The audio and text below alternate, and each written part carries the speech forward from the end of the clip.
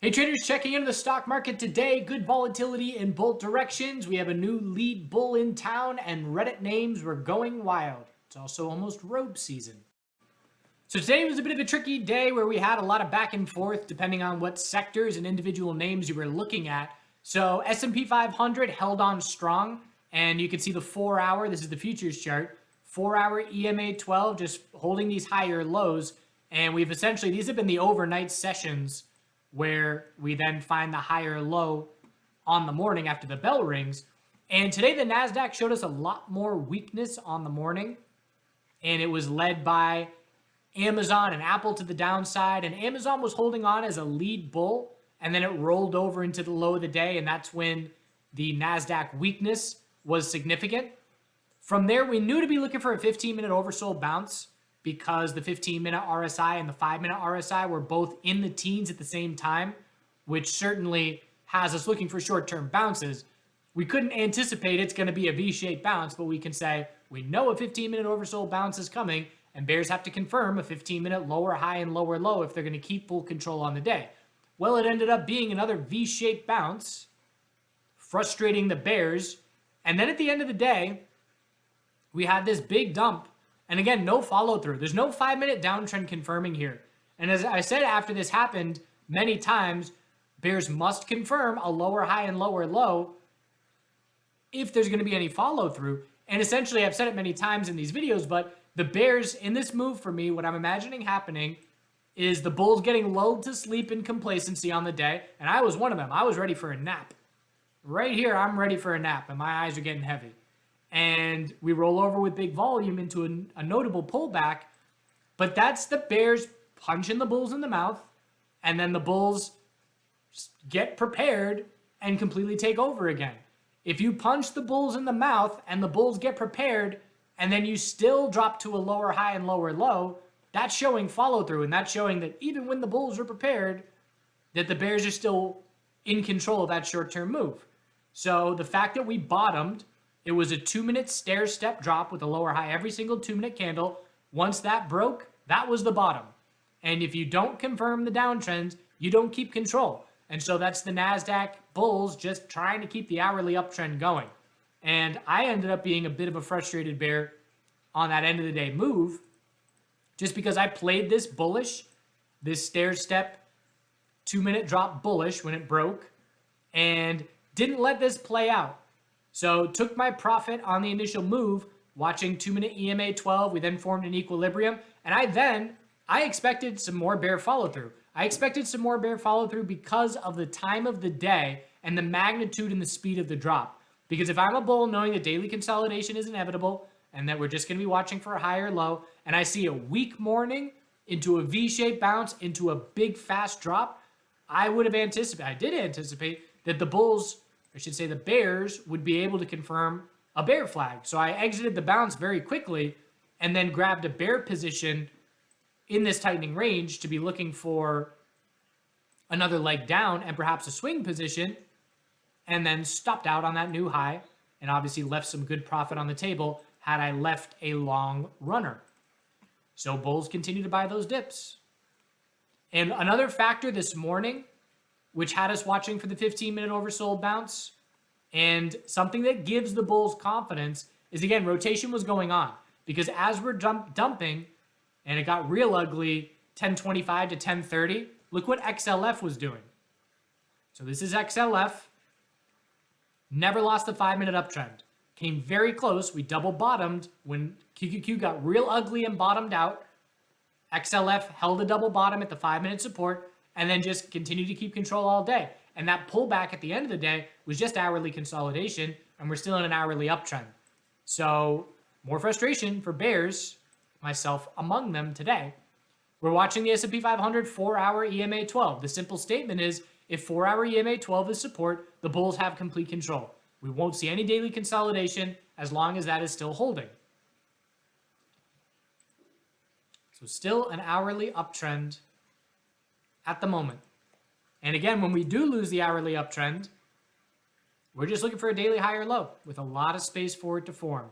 EMA 12 is going to come into play long before our last daily high or low of 410.22. and hourly oversold conditions would come into play long before our last daily high or low.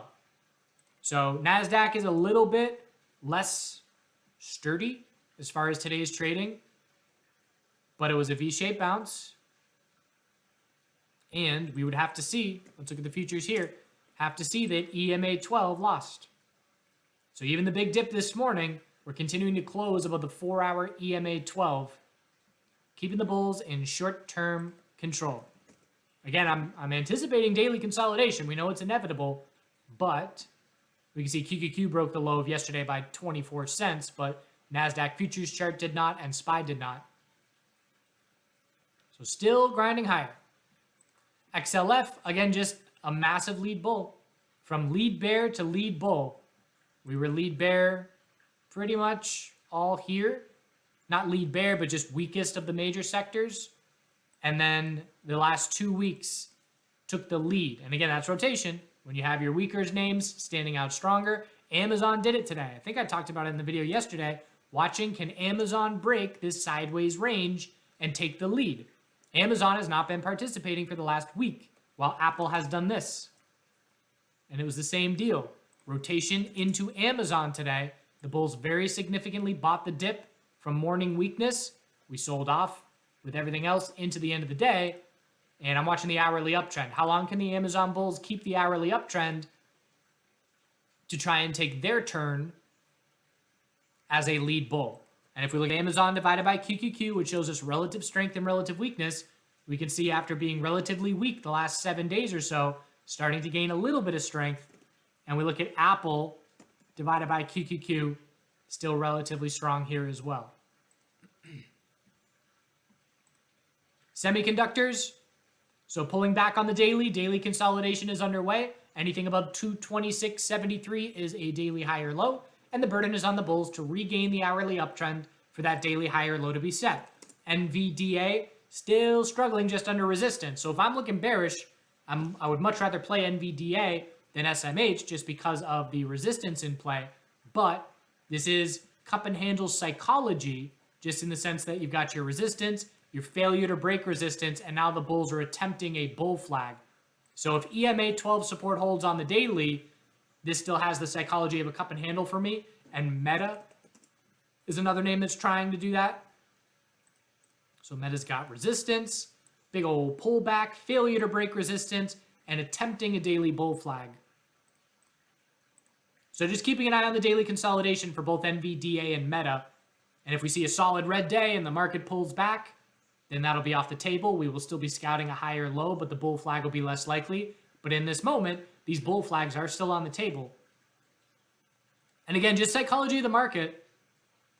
The fact that we had that significant dip buying, in my opinion, is because you could look around with QQQ morning weakness. It's so much different when it's just one sector weak versus everything weak. Money leaving the market versus rotation. Big difference. And so I was looking at QQQ weakness, and I'm looking around at XLV holding fine, XLF holding fine, SPY was holding fine. SPY was down like 0.25%, while QQQ was down almost 1%. And in my opinion, that had a significant impact on the dip buying that took place in QQQ.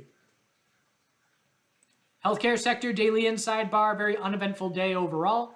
If the inside bar breaks bear, the bulls must hold 131.65 for a daily high or low. And if it breaks bull, we're looking up at 136.94 as the next level. Financial sector, as I mentioned, bulls in complete control. So hourly uptrend remains intact there. To keep it simple, stair step, higher low every day, 7 days. As long as that holds, bulls are just fine. Daily RSI getting hot, but keeping that momentum going. Retracement size at this point is 50% or so.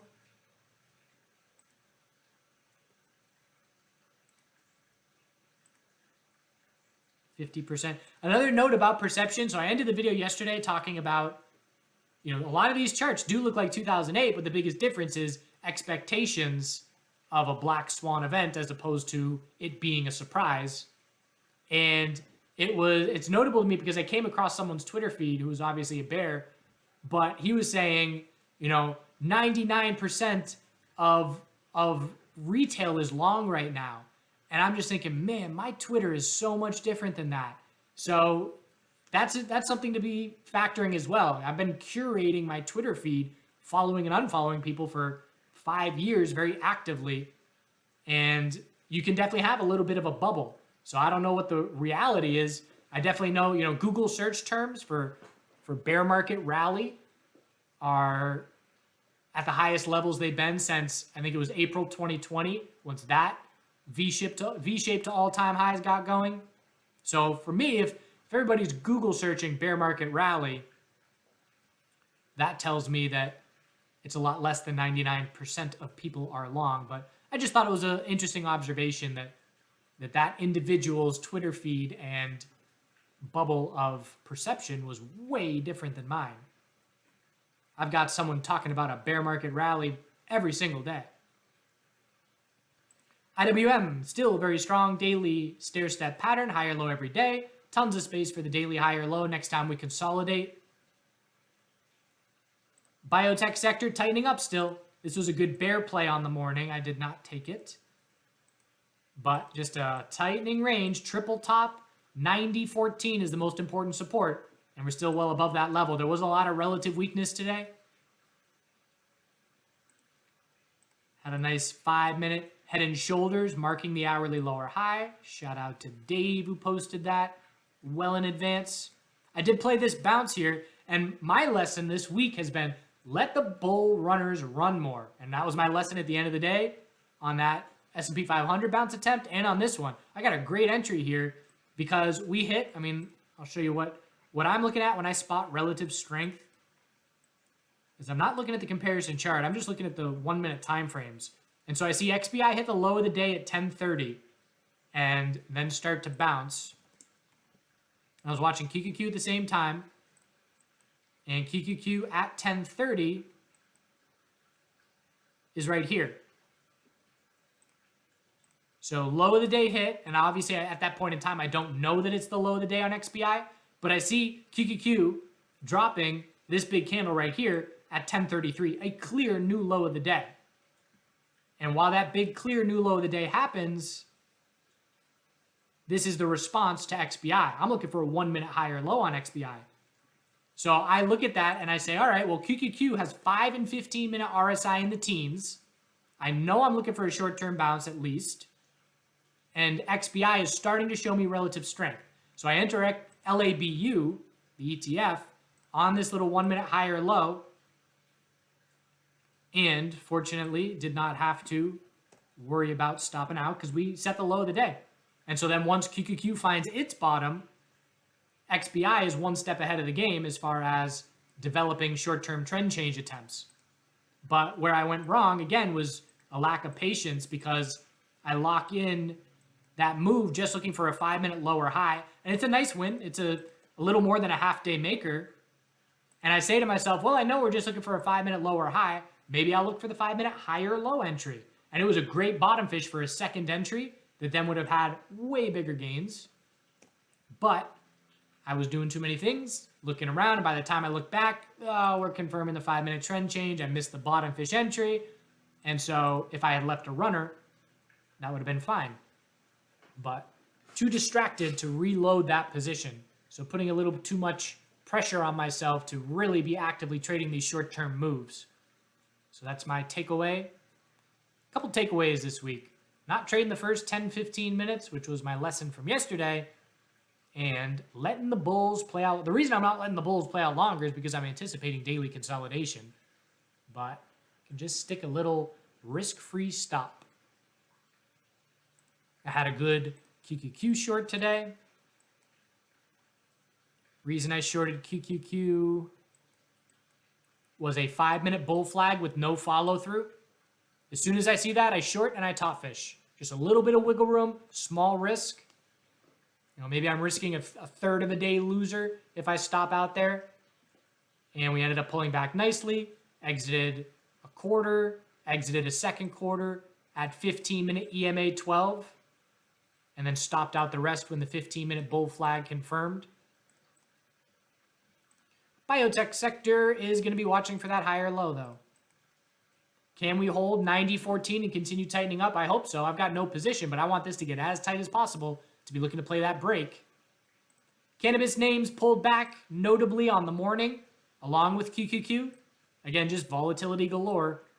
A pullback of 9% into a bounce with the broader market of 11%, which is keeping the bulls hanging around here. Daily stair-step pattern the last handful of days. And again, these Reddit names just pump, and BBBY has been the star of the show. And that pullback at the end of the day, I mean, it probably, I wouldn't be surprised. You know, I don't know the inner working details of the market as far as the influence that these Reddit names have, but I wouldn't be surprised if the significant correlation between the Reddit names and profit taking had some impact on the broader market, leading to that big, fast, hard drop, or vice versa. But either way, temporary tops certainly look set for now, and bears will be watching for hourly lower highs to be the result of the next bounce after a massive run over the past few days, today being the biggest one. And we were up 70-some% at one point, like the good old days. GME also had a big green day, but again, there's definitely a lot of profit taking. AMC is nice and tight. A little daily equilibrium there. Fubo was another one. Once these Reddit names get going, man, people just throw that money around. I was even doing it too. I was playing some little 1 minute higher lows off EMA 12 for scalps. 86% move on Fubo. Some shorts being squeezed. And when you start squeezing some shorts, it's like blood in the water. And the bull sharks just circle around. CCJ, I do still have a short here. I'm probably going to cut it soon. I'll give the bulls one more day. We had some weird news reaction or conference reaction where we spiked up and then gave it all back to fresh lows and then V-shaped bounce to new highs. It's not a significant position at this point. I'm down a quarter day maker on the swing, but I would need to essentially see a head and shoulders confirm here. And essentially, I need broader market help if that short is going to work out into more notable weekly consolidation. But if we bull flag on the weekly, then CCJ, well, then it's maybe a monthly head and shoulders. But bulls are certainly pleased with their defense the past 2 days. The VIX is still in the clear daily downtrend as long as we keep setting lower highs. Nothing changes there. The dollar, starting some 12-hour consolidation. Again, big 3-day bull move. If you showed me that and said, this is how we're going to start the week for the dollar, I'd say, all right, we're probably going to consolidate and look for a daily high or low in stocks. And that's not happening at this point. So we'll need to see a daily trend change confirmed to the dollar bulls if we're going to have confidence in this weekly high or low off EMA 12. Metals are still weak, trying to find a bottom. Broke the lows of yesterday, but no follow through. And again, we're on the verge of weekly consolidation starting. So we can definitely see further downside. We got a 4-hour downtrend in gold. Silver's still grinding this megaphone support on the way down. Still weak there short term. Miners starting to show a little relative strength. So the miners were weaker than the metals on the way up, but now the miners are holding up a bit better the last couple days. They're still fairly in line. But a nice close up near that high. Definitely benefiting from broader market strength. Oil, still trying to hold on to that falling wedge support. Again, I'm not longing down here. I'm watching to see if bulls can bounce again into, we need a bullish inventory report reaction. If we see green tomorrow, that will continue to validate for me that this is a falling wedge to pay attention to, but still just in observation mode for me. Bears would need to break under 85 to convincingly take this fallen wedge off the table. Natural gas bulls on fire, daily bull flag confirmed, and we're back to testing the double top. So it was a daily bull flag inside a weekly bull flag. We've confirmed one. Can we confirm the other? Very strong natural gas. What's energy doing? XLE tightening up. High, low, lower high, higher low. Tightening up. So every day that we grind up, the probability ticks up a little bit for me that a bottom is in. Again, it's just, for me, it's the psychology more than the price action. Of course, the retracement size is a big factor, but the fact that the most bears that I've ever seen being right about a massive market drop in advance would have to happen to head to fresh lower lows, to me, that makes it the less likely scenario. It's a possibility. I'm open to it. Again, on a daily basis, I'm saying, show me something, bears, and they're just not. So as long as this rotation game keeps up, bulls are going to keep control. I'll be very interested to see what daily consolidation looks like next. Is it just another little bull flag holding daily EMA 12? Or is it something more than that?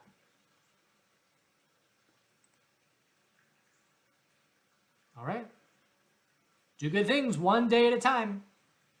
And again, still have the mindset that bulls will absolutely be looking to buy a weekly high or low. I guess the only way, if there ever were some China-Taiwan news, that would be massive. If there were actual conflict. Not, posturing, not headlines. If there was something actual, then we can drop real hard, real fast. But in the absence of that, exactly, once you put in a bottom and you shift from fear towards FOMO, getting back to that low is very difficult to do, as QQQ showed us on the 5-minute time frame at the end of the day. Once that bottom is set and the shift is on, it's gonna get interesting, that's for sure. Whole bunch of bears out there, just can't stay wrong. It's okay to make some attempts, just don't stay wrong. Got to limit downside risk. Do good things, and we'll see you soon. Lori's about to go live with a webinar on futures trading.